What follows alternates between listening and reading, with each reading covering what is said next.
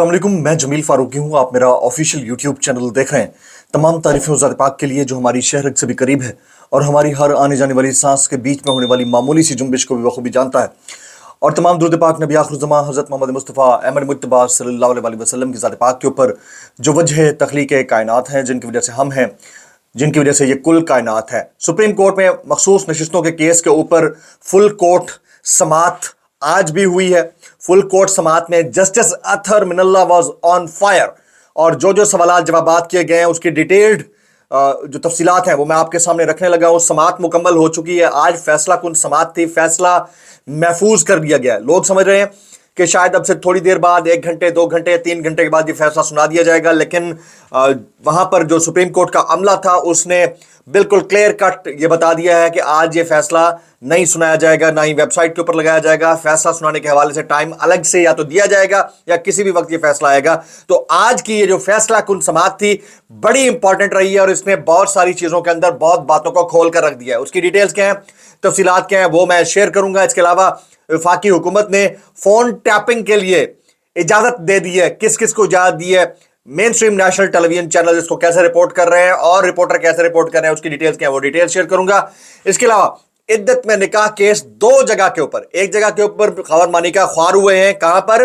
Islamabad high court में justice मियां गुल हसन औरंगजेब ने खबर मानिका की दरख्वास्त को मुस्तरद कर दिया है और वो दरख्वास्त मुस्तरद करते हुए बड़ा फैसला सुनाया है। जबकि असल केस जो अफजल मजोगा की अदालत में इस वक्त जेर समात है उसके अंदर भी जो प्रोसिक्यूटर है वो नहीं पहुंच रहा। रिजवान अब्बासी, खबर मानिका का जो प्रोसिक्यूटर है वो नहीं पहुंच रहा और इस सूरत के अंदर वहां पर क्या हो सकता है। वक्फे के बाद समाज शुरू हो चुके हैं, उसकी डिटेल्स क्या, वो डिटेल भी शेयर करूंगा। इसलिए गुजारिश है कि वीडियो को पहला मिनट से आखिरी मिनट तक देखना है।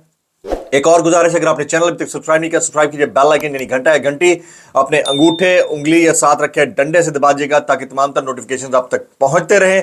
अगर आपने चैनल सब्सक्राइब किया वेल एंड गुड, अगर नहीं किया कर लीजिए और ऑल वीडियोस का ऑप्शन चेक मार्क है उसको ऑन कर दीजिएगा और मैक्सिमम कमेंट्स करने हैं, मैक्सिमम लाइक्स, मैक्सिमम शेयर्स, ताकि फायरवॉल का जो मुबैना इशू है वो ब्रेक हो सके और आप और हमारे दरमियान जो इंफॉर्मेशन फ्लो है वो इंटैक्ट रह सके। करते हैं मखसूस नशिस्तों के केस की। आज सुप्रीम कोर्ट के फुल कोर्ट के सामने मखसूस नशिस्तों केस की समात हुई। सुप्रीम कोर्ट में सुन्नी इत्तेहाद काउंसिल की मखसूस नशिस्तों से मुताल्लिक दरख्वास्त पर समात। सुन्नी इत्तेहाद काउंसिल के वकील फैसल सिद्दीकी रोस्ट्रम पर आए। जवाबुल जवाब का भी उन्होंने उस वक्त आगाज किया।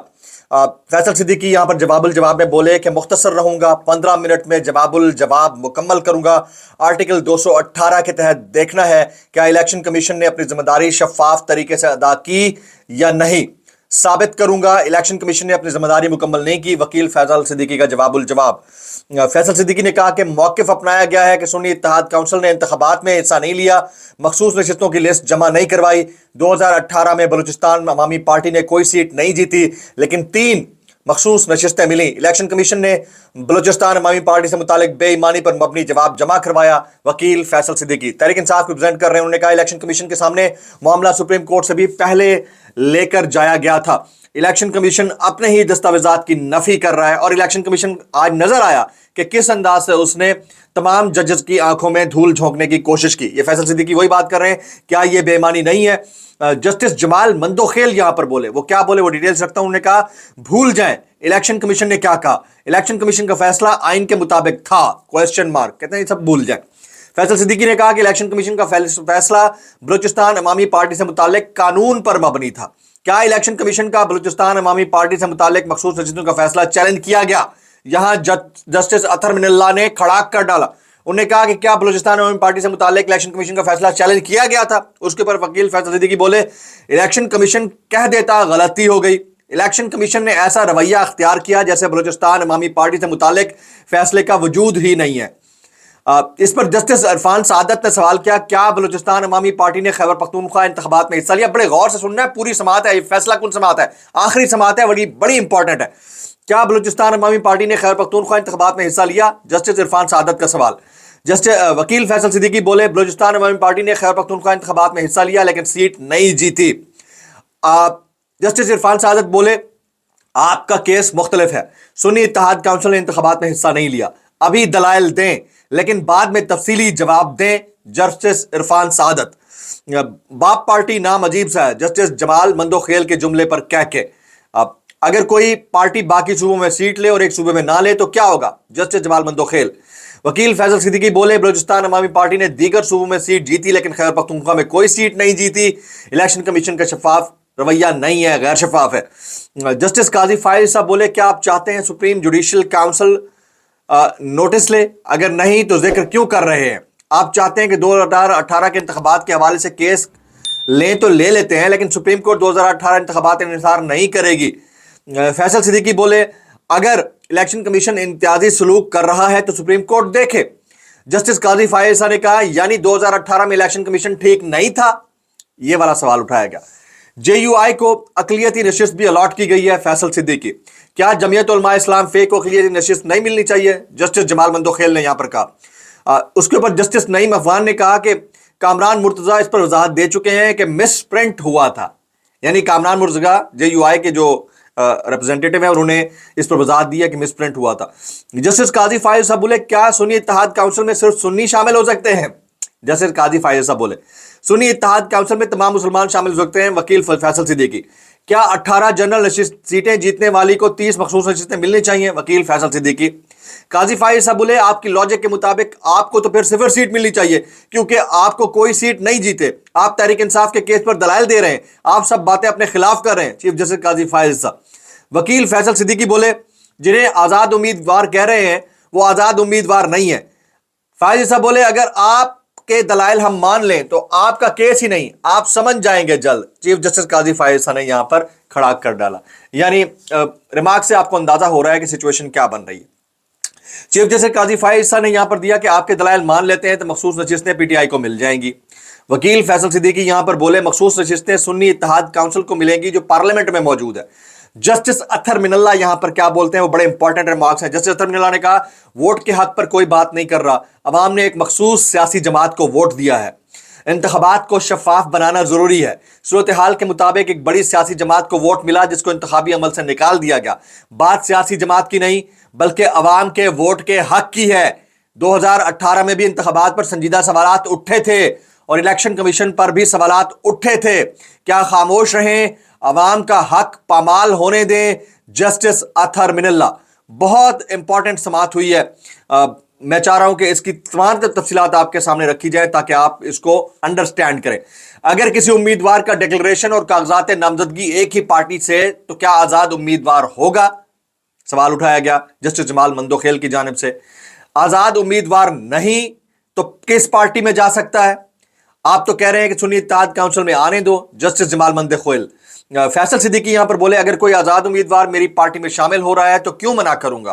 फैसल सिद्दीकी ने मजीद इलाबोरेट किया कि सुन्नी इत्तेहाद काउंसिल आजाद उम्मीदवार नहीं, आजाद उम्मीदवारों ने सुन्नी इत्तेहाद काउंसिल के साथ दीगर सियासी जमातों में भी शमूलियत इख्तियार की।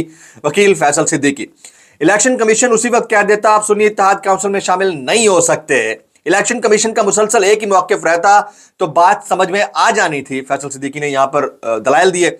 जस्टिस इरफान सादत बोले फैसल सिद्दीकी आपकी जमात को तो बोनस मिल गया, आपकी जमात ने इलेक्शन नहीं लड़ा और उसे 90 सीटें मिल गई।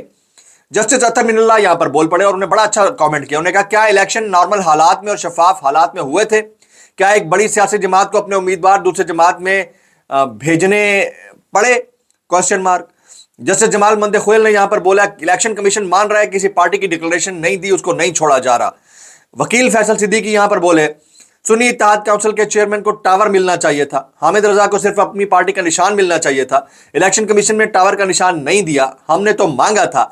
जस्टिस अतहर मिनल्ला बोले कि बल्ले के निशान का फैसला आने से पहले हामिद रजा PTI के नामजद थे, इलेक्शन कमीशन ने गलत तशरीह की जिस वजह से तनाजा पैदा हुआ। मिर्जा गालिब का शेर सुनाना चाहता हूं। फैसल सिद्दीकी। चीफ जस्टिस काजी फायज ने कहा कि मिर्जा गालिब को छोड़े। फैसल सिद्दीकी ने जवाब मुकम्मल कर लिया। इलेक्शन कमीशन बतौर आईनी इदारा अपनी जिम्मेदारी मुकम्मल करने में नाकाम रहा।